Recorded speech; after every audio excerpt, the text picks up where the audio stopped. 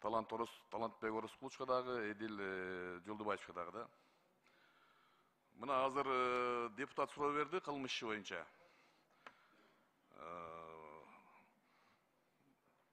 Ошол кылмыш иши козголгондугу бул факт. Улан заводу боюнча по факту козголгон. Ал жерде ошол Талантбек Орозкулович убагында жетекчи болуп иштеген. Ошол боюнча айтсаң, ошол кылмыш жабылдыбы, эмне болду, ошо суроо болду да, тактап койсоңуздар. Өкмөт мүчөлөрү билесиздерби ушундай иштер бар экенин же билбейсиздерби? Урматтуу Улукбек Зулпукарович, азыркы учурда Кыргызстанда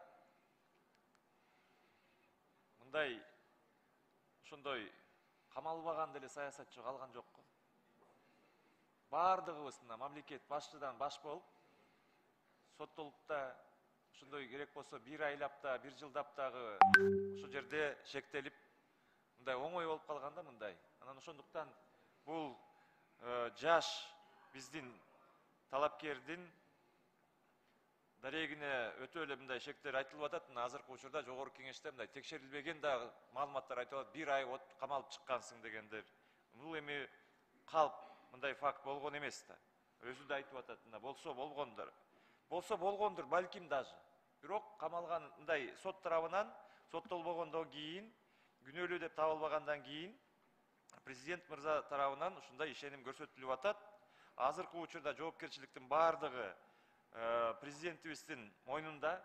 Ал киши алган убаданы, ал киши алган ишенимдин ээ болгон. Ошондуктан өзү дагы толугу менен таразалап көргөндүр. Ошондуктан ушул жерге ыйык биздин улуу жогорку кеңешибизге алып келип аткандан кийин менин оюмча текшерүүдөн өткөн. Ошондуктан биз Талантбек мырзанын талапкерлигин көрсөтүп, ишеним көрсөтүүңөрдү дагы бир жолу мындай чын жүрөктөн суранабыз.